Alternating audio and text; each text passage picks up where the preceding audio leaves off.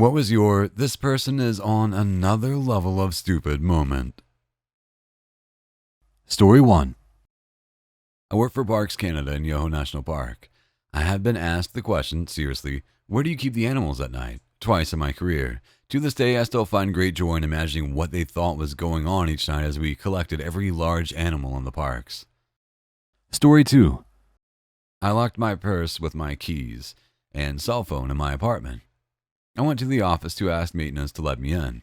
The woman at the desk said she would call maintenance and ask for a phone number they could reach me at.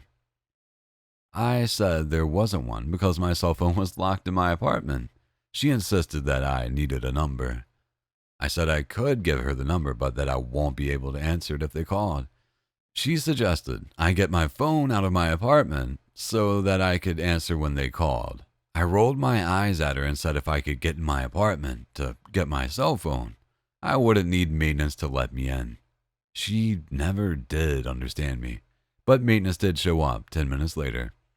Reminds me of the time my cell phone completely died. Wouldn't power on even if I charged it, so I called Apple support.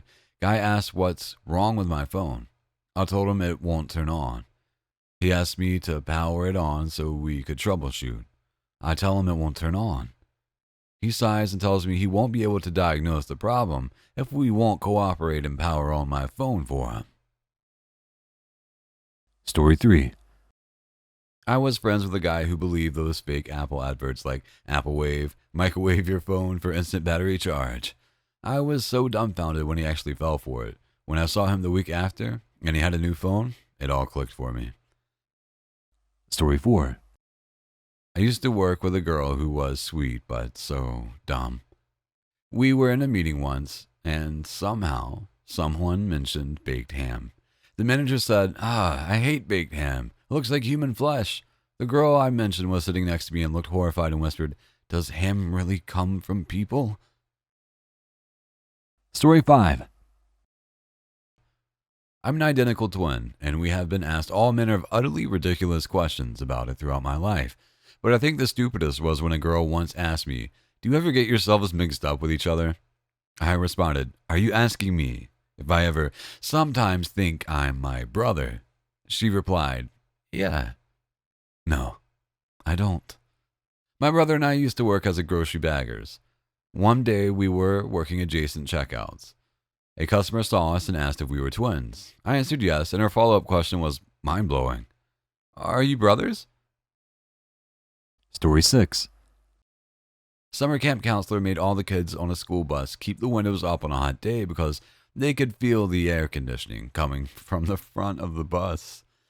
It was so hot, and I, maybe 10 years old at the time, had to explain to the 40-year-old counselor that the air conditioning they were feeling was the wind coming through the bus driver's open window. She still didn't believe me. I begged her to ask the bus driver to confirm the bus did not have air conditioning, but she didn't want to bother him while he was driving. It was like a 1-hour bus trip. She finally got hot enough and asked the bus driver if the bus had air conditioning, and he jokingly said, the bus only has air conditioning when the windows are down and the wheels are turning. She then looked back at me and said, see, I told you the bus has air conditioning, and proceeded to force us to keep the windows up. Story 7. Demolished my right foot and a bunch of other shit in a motorcycle crash and had to have the top of my foot removed. Guy I worked with asked me when it would grow back. I explained that the skin and stuff was going to have to be grafted, but the tendons and bones had to be removed and were gone forever. He looked me dead in the eye and asked, why don't they just cut the whole fucking thing off and let it grow back? Story 8. The time I watched someone who had missed their exit on the highway stop on the shoulder, back up, turn around, and go up the entrance ramp. I could not fucking believe it. Added a couple of fun details about this incident to really highlight its stupidity. The next exit was a few miles up the road. Going to that exit and then turning around might have delayed their drive by 15 minutes tops. There was no traffic ahead. I watched this person do this as I was coming down that same entrance ramp to get on to the highway. I remember that my driver's ed book had an explicit warning against doing that. At the time, I wondered why they have to put something so obvious in there. Later, I realized it was in there because lots of people do it. Story 9. Back when the Fukushima nuclear power plant disaster happened, we were discussing how the reactor had failed in science class. 5 minutes into the conversation, a girl piped up and said, "I don't see what the big deal is. Why can't we just regrow it?" She dead ass thought a nuclear power plant was a plant. Story 10. Going through security and the person says I need to show a different form of ID. I ask why, because I gave them my driver's license.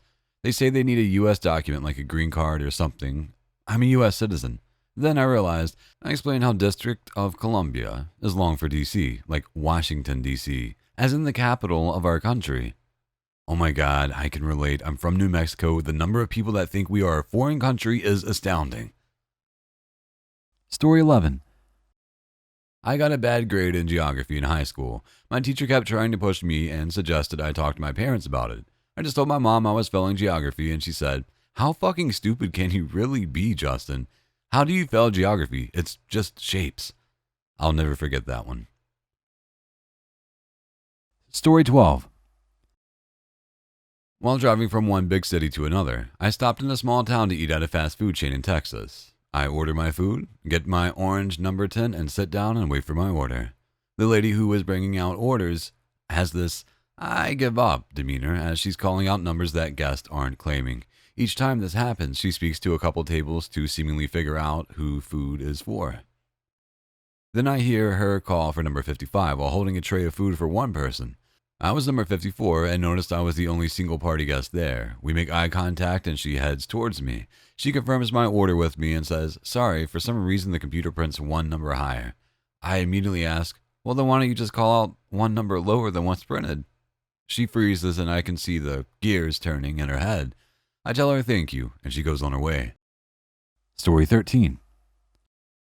A friend didn't have coins for a vending machine but did have $1. She folded up the dollar and forced it into the coin slot and then did not understand why she did not get her item. For me, I had a concussion when I was getting x-rays taken. They gave me a lead blanket to wrap around my twig and berries. I took it, wrapped it around me like a cape. I could not understand what they wanted me to do. Story 14.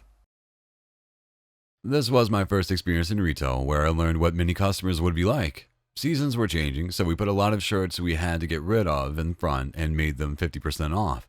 I was working the register when a woman came up to buy her things. I rang her up and could see a look on her face, well, like something was wrong. That's when the following happened. "Lady, why is this so much?" "Me? Pardon me?" "Lady, this should only be $10, not 20. I thought maybe her item was on sale, so I asked her if she could point out the sign because I wasn't aware of it. It was a small store and we didn't have to walk anywhere. "Lady, this sign here." "Me. The sign says that all shirts are 50% off." "Lady, yes, so why is this full price?" "Me. Because it's a hat." Story 15. Dude burned his own convenience store for an insurance claim and stopped the milk and bread deliveries the day before.